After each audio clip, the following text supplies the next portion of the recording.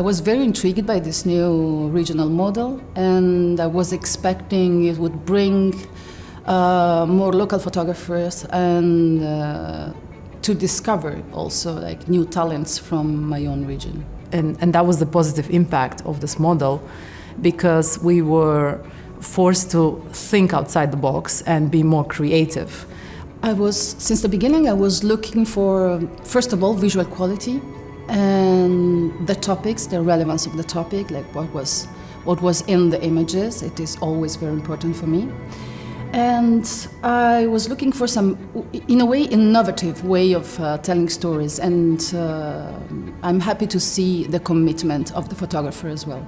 So in the region, we had many stories about fires, many stories about climate change, not that much COVID stories as I expected, actually, and a whole lot of protests.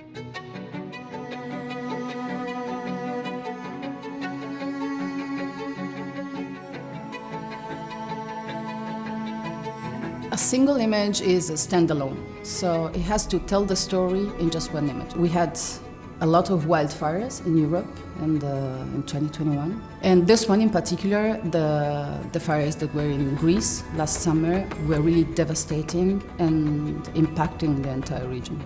We can see the fire in the background. It's a very, very powerful image.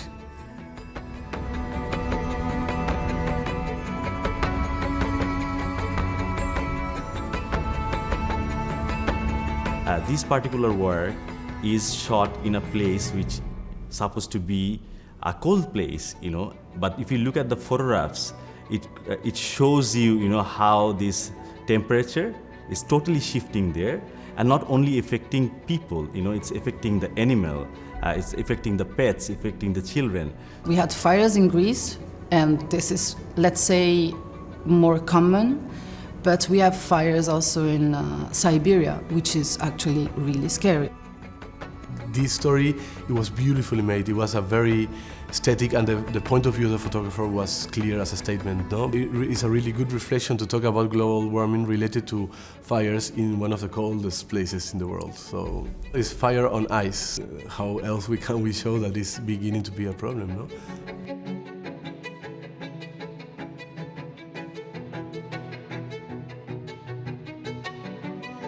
The story is about Ukraine. The photographer is addressing the daily life of the people who live in long-term conflict.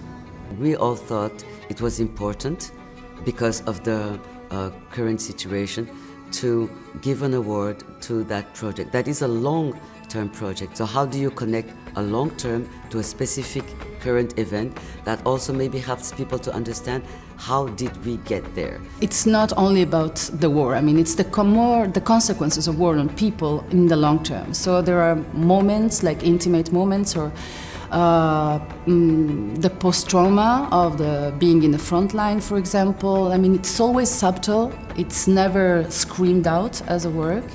So it's a very intelligent project. It gives a view from both sides of the aisle, which is also very important, not to be biased.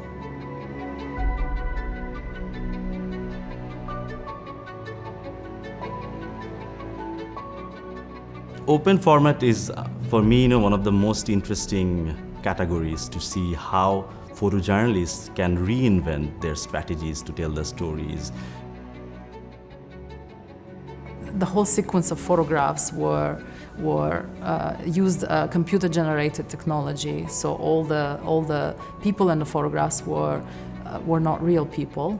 The captions were generated by AI, and the project takes place in a city that was famous for setting up fake social media profiles, which then in the end influenced the course of history, especially in America, and the political history.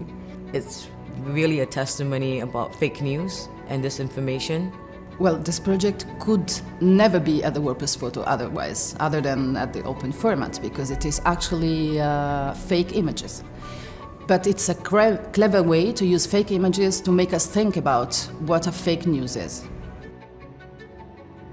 The process of judging has been a roller coaster in a way.